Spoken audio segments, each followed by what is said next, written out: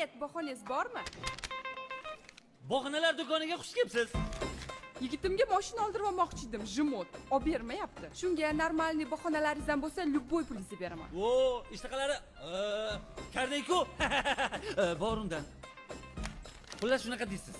Bola saniki bo'lgandan keyin olib berasan, tushundingmi? Deb ko'ring, olib beradi. Qanaqa bola? Ha, yo'q, hozir. Bugun ertalab uyim tagiga kimdir mashina tashab ketibdi.